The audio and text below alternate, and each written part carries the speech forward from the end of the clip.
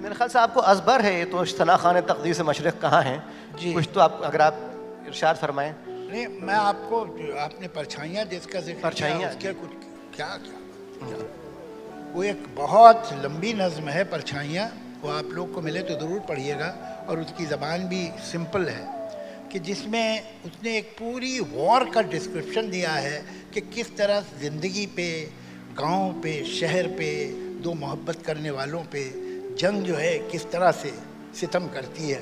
اور جنگ تو ختم ہو جاتی ہے کچھ عرصے کے بعد, لیکن اس کے اثرات کب تک رہتے ہیں اور کیسے رہتے ہیں. بہت خوبصورت نظم ہے کہ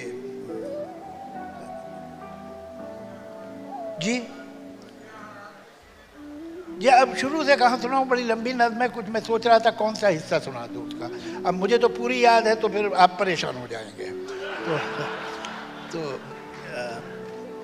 کہ جو تباہی جنگ کی جب ہو گئی ہے اور وہ لورز الگ ہو گئے ہیں, اس میں وہ حصہ بتاتا ہوں.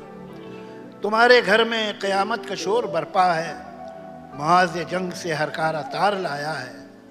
وہ جس کا ذکر تمہیں جان سے بھی پیارا تھا, وہ بھائی نرغے دشمن میں کام آیا ہے.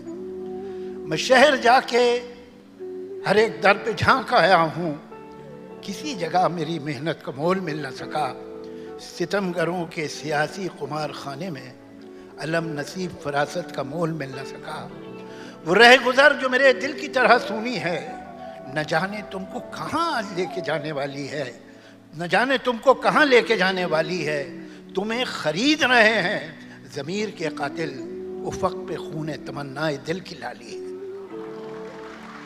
ہر ایک موڑ پہ بربادیوں کے جمگھٹ ہیں, ہر ایک گام پہ بربادیوں کی بدنامیوں کے میلے ہیں. نہ دوستی, نہ محبت, نہ دلبری, نہ خلوص, کسی کا کوئی نہیں. آج سب اکیلے.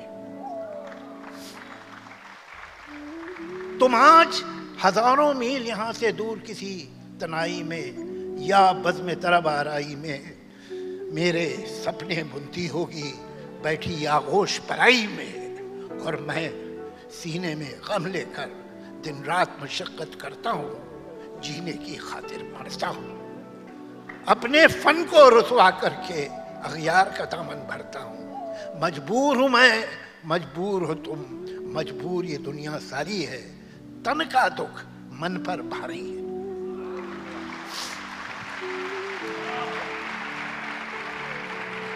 اور یہ نظم جیسے ختم ہوتی ہے جی کہ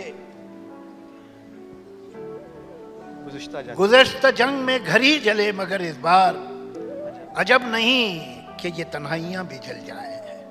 گزشتہ جنگ میں پیکر جلے مگر اس بار عجب نہیں کہ یہ پرچھائیاں بھی جل جائیں.